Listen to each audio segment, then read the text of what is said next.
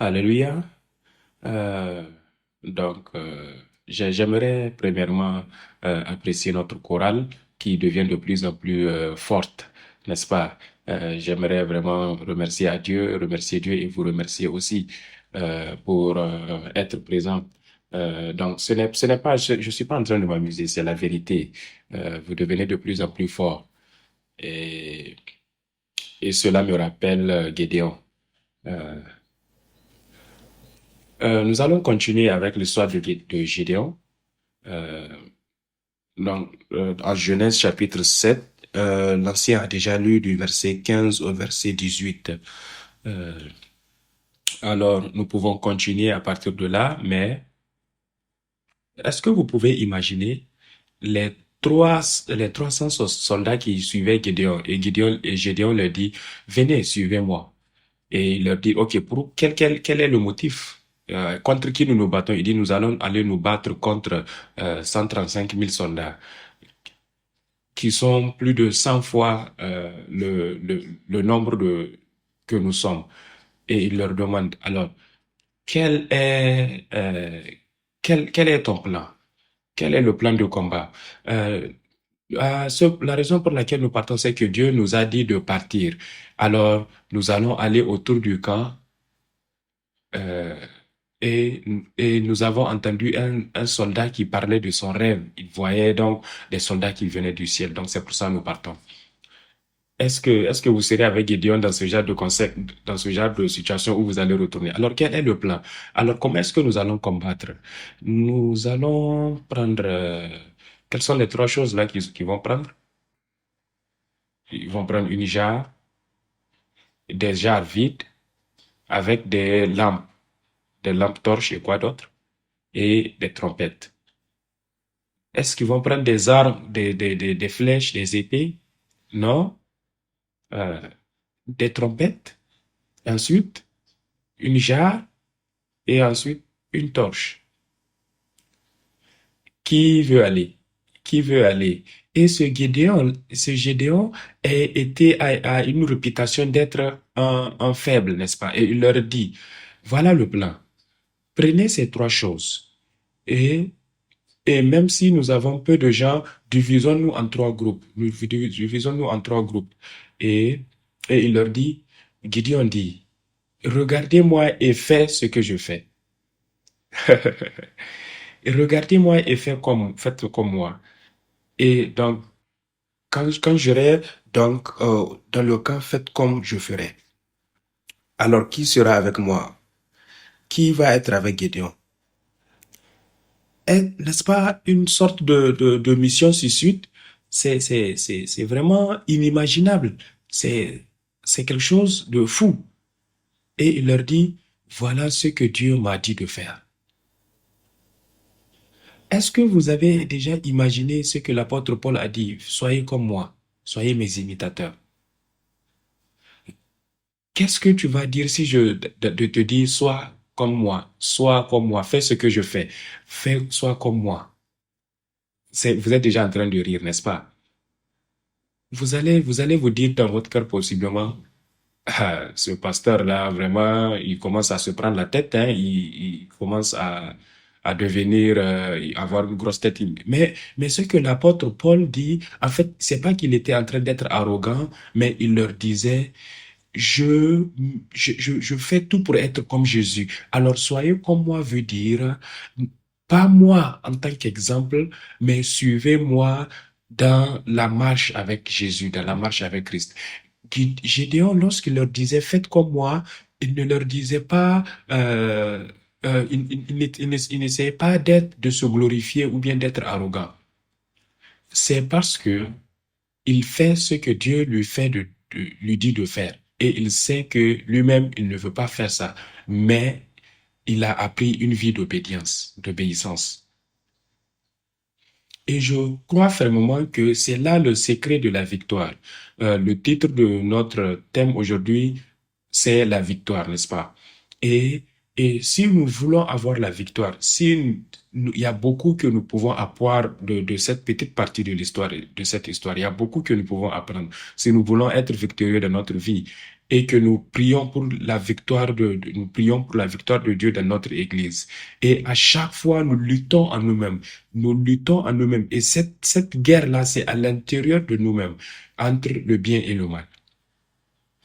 Et nous sommes toujours sur ce champ de bataille entre les forces des ténèbres. Et même notre ministère, c'est un combat. Aller en avant pour faire ce que Dieu nous demande de faire. Dans la brousse, dans le désert, dans la vie d'Abraham, dans la vie de Jacob, dans la vie de Job, tout a été une bataille. Ça a toujours été une bataille contre les forces de l'ennemi. Et nous sommes aussi dans cette bataille. Et même notre ministère, pendant que je préparais donc ce message, cela m'a rappelé euh, nous en train d'aller dans différents pays comme en Singapour, pour partager la parole de Dieu. C'est aussi une bataille. C'est une bataille en soi. Vous, allez au travail ou bien aller à l'école, garder la foi, c'est un combat. Et je prie qu'à travers cette étude, que nous puissions avoir la victoire. Et c'est l'une des parties de l'histoire de la rédemption. Et donc, qu'est-ce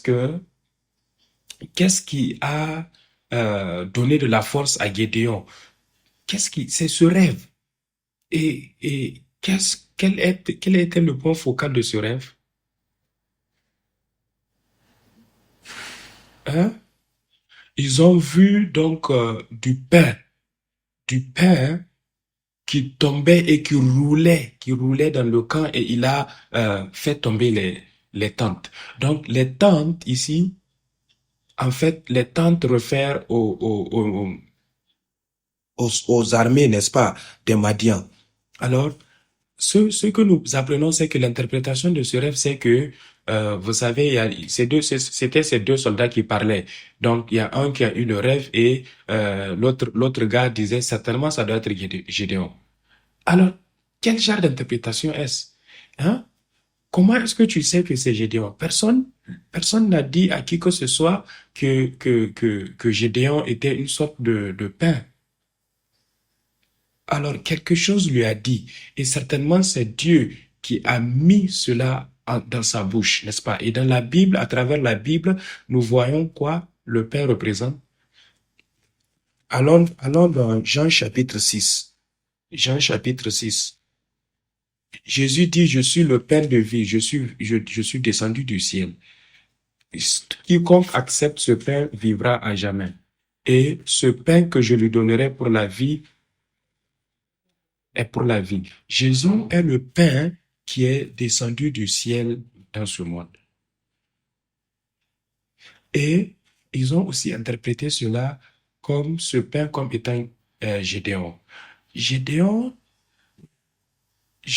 la vie de Gédéon est un modèle de la vie de Jésus. Vous savez comment un homme peureux peut représenter Jésus. Jésus était était considéré comme un rien, un moins que rien. Il n'avait aucun sens, il n'avait aucune forme. Comme Ésaïe 53 l'a dit, c'était un tissu sans aucune forme. Jésus qui est né à Bethléem dans, dans une crèche d'animaux, il n'était rien, il n'avait rien de signifiant, il n'y avait rien pour lequel se glorifier, mais il était le pain qui est descendu du ciel. Et Gédéon, Gédéon semble être aussi quelqu'un d'insignifiant, c'est quelqu'un d'insignifiant. Hein. Et alors, comment la victoire a été gagnée? Premièrement, la, le triomphe avec la trompette et les lampes. Au début donc de la garde, au verset 19 et 20, est-ce que nous pouvons lire 19, 20? 19, 20. Gédéon et les 100 hommes qui étaient avec lui arrivèrent aux abords du camp au commencement de la veille du milieu.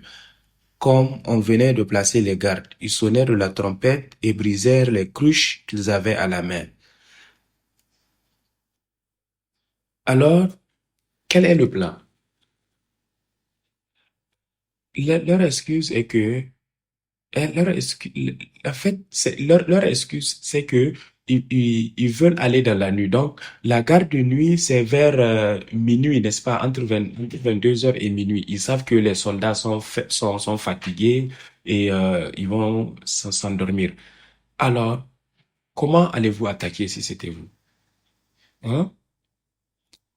Silencieusement. Vous allez venir silencieusement infiltrer le camp, arriver plus proche de sans qu'ils ne se rendent compte, n'est-ce pas? Vous n'allez pas allumer une alarme et dire, eh, nous sommes là, nous sommes venus vous attaquer. Non, leur plan était que nous allons, nous allons nous rester à une distance d'eux, n'est-ce pas? Et nous allons jouer la trompette. Eh, réveillez-vous, nous sommes là pour vous battre.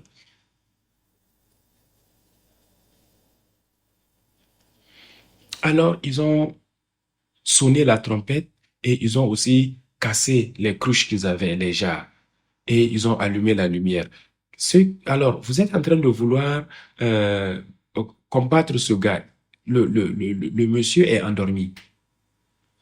Si vous voulez vraiment le combattre, vous allez venir le tuer pendant qu'il dort, n'est-ce pas, dans son sommeil et disparaître.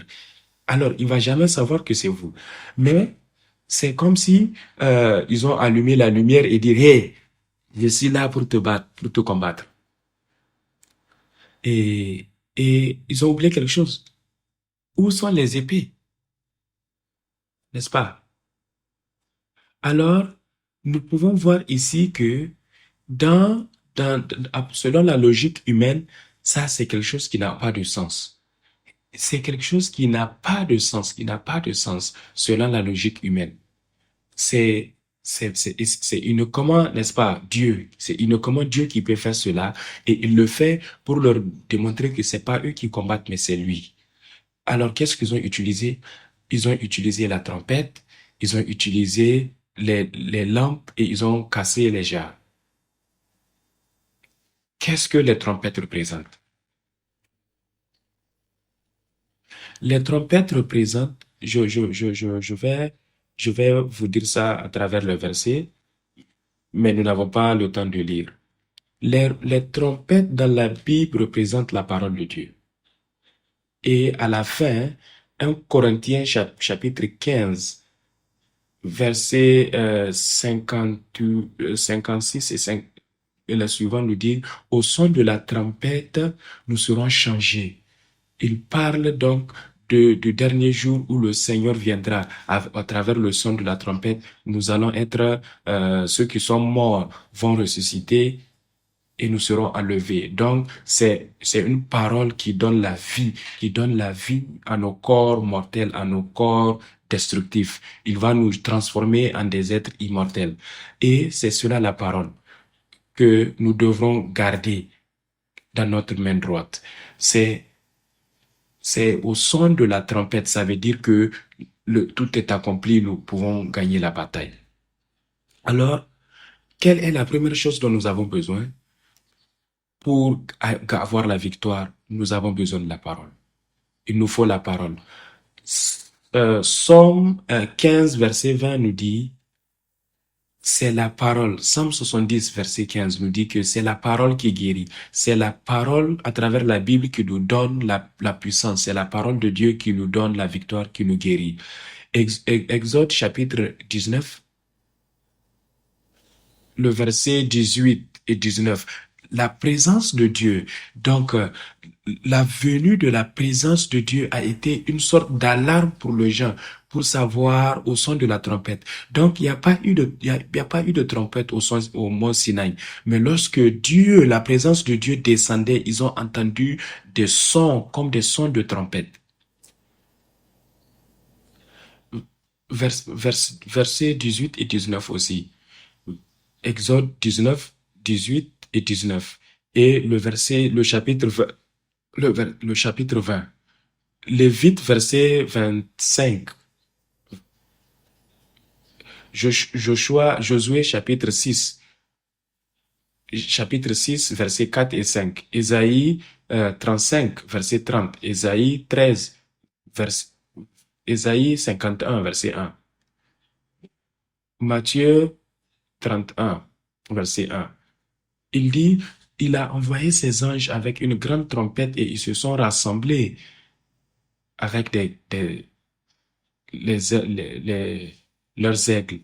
Donc, les trompettes-là nous démontrent ceux que Dieu a choisis, ceux qu'il a élus, et il va rassembler ces hommes à travers le son de la trompette. Pourquoi nous avons besoin de comprendre cela? Parce que ceux qui entendent le son de la trompette et ceux qui ont été appelés par Dieu vont se rassembler, ils vont se réunir. C'est comme une sorte d'aimant, c'est comme la dernière parole qui va attirer toutes les personnes de Dieu pour les mettre en un même endroit. Une des choses que le pasteur a l'habitude de dire, il dit, nous avons besoin de mettre notre effort pour entendre la parole de Dieu. Vous savez, pour nous, il le dit tellement que pour nous, c'est comme une sorte c'est de trop. Venez à l'église. Mais maintenant, pendant que j'étudie davantage la Bible, je comprends que je me rends compte que se rassembler au son de la parole, et ceux qui se rassemblent sont les hommes de Dieu, sont les enfants de Dieu. Ce sont eux qui entendront la parole de Dieu. Donc, ce n'est pas pour l'Église, ce n'est pas pour le bien de l'Église ou le bien du pasteur. Nous nous rassemblons là où la parole est pour notre propre enlèvement, pour notre propre bien. Et souvenez-vous, à chaque fois que nous venons à l'église et que nous entendons la parole, donc il y a une préparation pour le jour de l'enlèvement. Et quand la parole vient, les gens se réunissent. 1 Thessaloniciens chapitre 4, verset 16. Le Dieu lui-même descendra du ciel avec une voix des archanges et avec une trompette. Et ceux qui sont morts en Christ vont d'abord ressusciter premièrement. Et ceux qui sont vivants vont être enlevés. Et le Hébreu chapitre 11, Hébreu 12 aussi. Deuxièmement, de l'autre côté, ils avaient aussi les cruches ou les jarres. Donc, et à l'intérieur, il y avait les lampes. Les torches. Il y avait les lampes torches.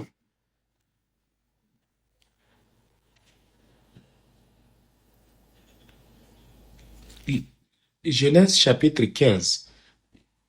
Genèse chapitre 15, c'est quelque chose que nous avons vu dans le deuxième livre, n'est-ce pas? Genèse chapitre 15, verset 17, il dit, lorsque le soleil se coucha.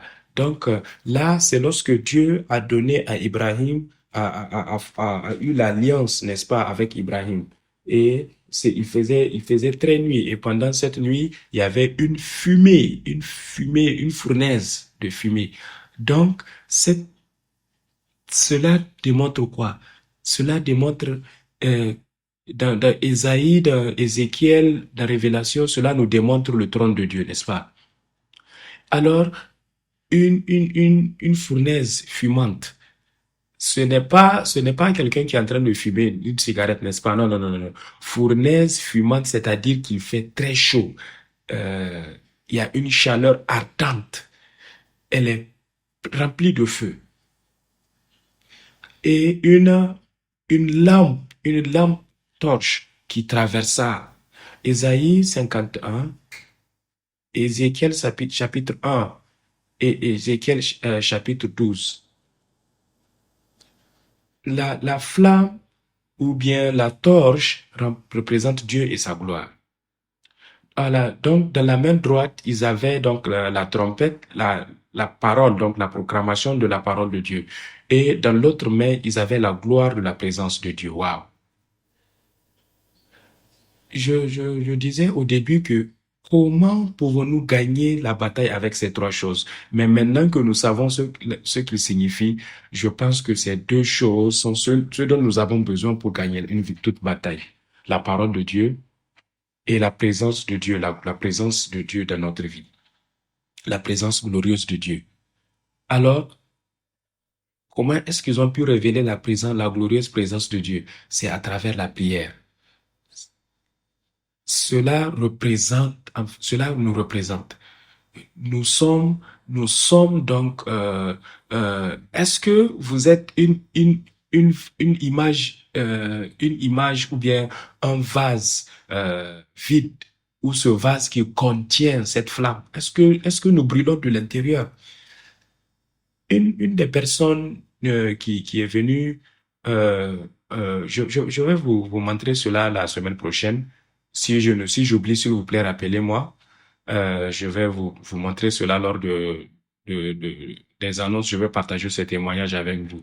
Donc, c'est un des membres de CSI qui disait, lorsque j'écoutais la parole de Dieu, il disait, j'étais comme les deux disciples qui venaient vers la montagne, mon cœur brûlait. Comment est-ce que le cœur brûle? Il dit, lorsque il a entendu la vraie parole, les deux paroles ont entendu la parole de vérité, leur cœur s'est enflammé. Est-ce que ton cœur est en train de s'enflammer maintenant? Pas parce que, pas à cause de la nourriture que tu as mangée trop pimentée, n'est-ce pas? Pas parce que c'est très chaud, mais est-ce que nous avons cette flamme de Dieu? Alors, comment est-ce qu'ils ont démontré cela? Ils ont, ils ont soufflé la trompette. Ils ont démontré cela. Nous devrons aussi démontrer cela. Et même les ennemis, lorsqu'ils ont vu, ils ont entendu le son de la trompette, ils ont, ils ont vu la gloire de Dieu se révéler à travers notre sacrifice, à travers notre abandon de soi, n'est-ce pas? Ils vont quitter. Une autre chose qui s'est passée en Corée pendant l'annonce, nous avons eu un groupe de discussion et aussi de témoignages. Et beaucoup de personnes ont dit que ils ont dit deux choses. Il y a deux choses que ces personnes ont dites. La parole est bon. Et deuxièmement, les personnes qui se sont données volontairement pour servir ont servi de manière totale. Chacun disait que les personnes là se sont données, ils se sont abandonnés pour ce travail. Ils ont tellement reçu la parole que ils ont, au-delà de cela, ils ont aussi appris comment servir en s'abandonnant. Donc, il y a un témoignage que l'un des évangélistes a donné. Il dit, lorsqu'ils ont fait l'annonce pour dire qu'il y aura une conférence internationale des pasteurs, nous avons besoin de personnes qui vont aider. Alors, il y avait un ancien très, très, très, très vieux dans l'église qui est venu et dit, est-ce que c'est bien si je peux venir et nettoyer ou bien aider dans la cuisine? Il dit, je ne parle pas anglais, mais est-ce que je peux aider? Et le pasteur l'évangéliste s'est mis à pleurer. Il dit, bien sûr que tu peux venir. Avec un cœur pareil, tu peux tout le temps venir. Et et il y a eu beaucoup de personnes comme ce vieux qui sont venus volontairement pour servir. Et, et, et ils ont servi comme si c'était les anges de Dieu qui descendaient avec Dieu pour servir. Et, et cela a vraiment touché toutes les personnes qui étaient présentes en ces lieux. Alors, lorsque nous venons avec un cœur brisé, lorsque nous prenons, nous nous enveloppons de la lumière, de cette gloire de la lampe, alors lorsque nous brisons, cette lumière va luire en nous. Et qu'est-ce qui se passe? Les Madians, ils se sont réveillés, mais Dieu a mis la peur en eux. Et ils avaient des épées, mais ils se sont tués eux-mêmes et ils ont fui. Dans les 1335, plus de la moitié était morte. Combien sont restés? 50 000 seulement soldats étaient restés. Et Gédéon les a suivis jusqu'à leur cachette. Alors, prenons ce verset. Le verset 21. Juge, chapitre 7, verset 21. Il dit, ils restèrent chacun à sa place autour du camp. Et tout le camp se mit à courir, à pousser des cris et à prendre la fuite. Ça, c'est vraiment, ça, donc, c'est vraiment quelque chose d'effrayant, n'est-ce pas? Ils ont cassé leurs lampes. C'est comme s'ils voyaient que de l'autre côté, ils sont en train de prendre leurs épées et venir les attaquer, n'est-ce pas? Hein? Pour être honnête, j'aurais l'impression que qu'est-ce que je vais faire? Je me réveille le matin et je vois des lumières qui sont en train de descendre vers moi, qui sont en train de me poursuivre. Donc, ce, quelque chose à moi va me pousser à avoir peur. Mais le secret ici, c'est que chacun, tous ces 300 soldats sont restés à leur place. Pour que notre église, Zion, puisse avoir la victoire, chacun de nous doit se tenir à sa place. Doit se tenir à sa place, même si c'est effrayant, même si, même, même si l'ennemi est là devant moi, je dois croire que Dieu est avec moi. Lorsque, lorsque ces 300 ont été forts, plus que les 1300 soldats là, alors, lorsqu'un petit nombre devient uni, c'est une très grande puissance. Deux choses, ils sont devenus un avec Dieu. Donc, le deuxième point, c'est le secret de la victoire. Et numéro un, c'est dépendre complètement avec Dieu. Dépendre de Dieu, c'est-à-dire devenir un avec Dieu. Ils ont eu confiance à Dieu et ils se sont battus pour Dieu et avec Gédéon. Même si Gédéon n'était pas Dieu, ils ont cru que même si cet homme-là, même si cet homme-là était une personne qui était faible, peureuse, une personne insignifiante, il a reçu de Dieu. Alors suivre Gédéon, c'est suivre Dieu. Avec suivre Dieu et suivre Gédéon. Pas pour donner la gloire à Gédéon, mais souvenez-vous que Gédéon représente Jésus, n'est-ce pas? Il représente Jésus. Pour nous, lorsque nous nous abandonnons complètement à Jésus et, et sa parole nous guide, lorsque nous devenons un avec Dieu dans la foi et dans l'obéissance, Dieu va nous donner la victoire. Deuxièmement, hein, le deuxième secret de la victoire, les 300 soldats ont obéi dans l'unité. Ils sont devenus un, n'est-ce pas?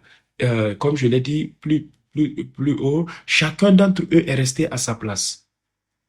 Personne n'a bougé. Donc, dans l'unité, donc, chacun d'entre eux était aussi unis les uns envers les autres, mais ils étaient unis aussi avec Dieu. Donc, même s'ils savaient garder leur place, même pas une seule personne a décidé de s'écarter. Tout le monde avait confiance en Dieu et alors ils sont devenus unis les uns les autres.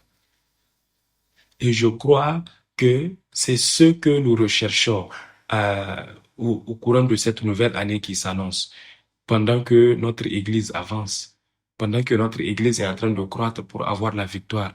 Nous avons besoin d'être unis les uns les autres et nous avons besoin d'être unis avec Dieu. Et je suis convaincu que parmi ces 300 hommes, il y a eu des, il y a des gens qui étaient les ennemis les uns des autres, qui ne s'aimaient pas. Il y a des personnes qui avaient des différences dans leur personnalité. Mais lorsqu'ils sont devenus unis en Dieu et dans la foi, ils ont été capables de travailler ensemble, travailler et avoir confiance les uns envers les autres et avoir la victoire. Verset 17. Gideon, il dit, vous me regarderez et vous ferez comme moi. Et personne n'a dit, hein, toi tu es qui? Je vais faire selon ce que je veux. Donc, même si Gideon était faible, ils ont cru qu'il était leur leader que Dieu a envoyé, n'est-ce pas? Et pour cela, chacun a eu à regarder vers Gideon. Ils ne sont pas dit que, ils ne se sont pas dit que c'est Gédéon, n'est-ce pas? Mais ils ont Ils n'ont pas eu deux leaders, ils n'ont pas eu trois leaders, ils n'ont pas eu plusieurs personnes en qui ils avaient confiance. Ils avaient une seule vision.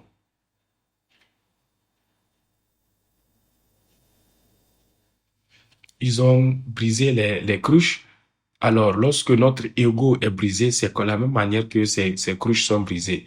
Et c'est marcher selon la voie de Dieu. La puissance de Dieu va se révéler à nous et nous allons avoir la victoire. Et c'est ce que nous apprenons ici. Lorsque notre ego est brisé, de la même manière que ces cruches ont été brisées, et que nous permettons au travail de Dieu d'avancer selon la volonté de Dieu, la glorieuse puissance de Jésus va se manifester et nous allons avoir la victoire. Amen. Alors, c'est comme ça aussi que nous partageons la parole de Dieu. Pour vous qui êtes là, qui partagez la parole de Dieu, premièrement, nous devrons briser nos jarres pour permettre à la lumière de luire. Et le troisième secret pour la victoire, il dit, les trois soldats de Gideon étaient fatigués, mais ils ont continué à poursuivre les Madians jusqu'à leur cachette. Ils étaient fatigués, ils avaient faim, ils n'avaient plus de force pour continuer. Mais mais il y avait encore 50 000 qui ont fui. Alors, même s'ils n'avaient plus de force, même si le terme hébreu wiouli, c'est-à-dire ils sont très fatigués, ils ont abattu, ils sont éreintés, ils avaient soif, ils avaient faim, ils ont continué. Alors, poursuivre donc, ils ont poursuivi leur route. C'est-à-dire, ils les ont poursuivis sans relâche. Et ils les ont poursuivis. Ils ont terminé le travail fidèlement. Dans notre vie de foi, il y a des moments où nous pensons que c'est impossible. Nous regardons autour de nous et nous trouvons que c'est impossible. Alors, ici, nous disons que ce n'est pas mon travail, c'est trop, je peux pas. Et nous pouvons dire, ah, ça fait combien d'années maintenant que je suis en train de faire la même chose? Je n'ai pas la capacité de continuer. Je suis trop vieux.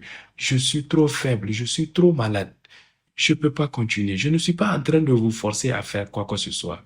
Mais l'armée de Gideon, même quand ils savaient qu'ils pouvaient tomber et mourir parce qu'ils avaient faim, ils ont continué jusqu'à voir que tous les 500 000 là étaient morts, les 50 000. Alors, si nous nous tenons fermes et nous marchons jusqu'à ce que tout ennemi, tout mal, tout diable soit détruit par la puissance de Dieu. Enfin, ici, nous pouvons voir que, de manière ironique, Gédéon, dans toute cette étude sur Gédéon, il représente Abraham. Il y a une partie de lui qui est comme Abraham. Il représente Jacob.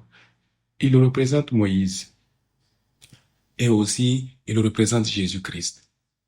Et cette guerre représente notre vie de foi. Gédéon était très faible au début, mais il a permis à Dieu de l'utiliser. Est-ce que nous sommes faibles? Alors laissons que Dieu nous utilise. Marchons selon ce que Dieu veut que nous fassions. Nous ne pouvons pas dire, ah, je ne peux pas faire ça, je n'aime pas cette personne, je n'aime pas ce genre de travail. Dieu, si tu m'utilises, je peux faire tout. Je peux tout faire. Amen. Et je crois que nous pouvons, je pense que là où nous sommes mieux que Gideon, n'est-ce pas? Nous sommes, nous sommes, nous avons la capacité de faire. Et Dieu peut nous utiliser d'une manière qui est plus grande que de la manière dont il a utilisé Gideon. Amen. Est-ce que vous ne voulez pas dire Amen parce que vous avez peur? Oui. Il va vous utiliser.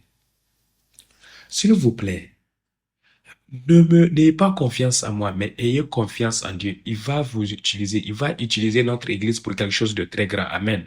Alors, croyons et permettons à Dieu de nous utiliser. Amen. Amen. Prions. Père, Père céleste, nous te disons infiniment merci pour ta grâce et ton travail euh, tout puissant et merveilleux que tu fais en nous et à travers nous. Père, nous prions afin que tu nous utilises. Nous sommes faibles, mais une chose est sûre, c'est que nous nous rendons disponibles pour toi, devenir obéissants à ta puissance. Alors, Père, que, que notre ego, que notre peur soit brisée comme ces cruches qui ont été brisées et que ta lumière, que ta lumière, que ta présence, ta puissante présence se manifeste, se révèle à travers nous et que cela brise toutes les forces de l'ennemi. Aide-nous, Père, dans notre vie individuelle et en tant que groupe, en tant que Zion. Et je suis convaincu que tu as appelé notre Église, comme tu as appelé, Seigneur, ces 300 soldats avec Gédéon. Alors, donne-nous la force. Donne-nous de voir, Seigneur, cette vision. Merci pour ta grâce. Au nom de Jésus, nous avons prié. Amen. Applaudissons pour Dieu.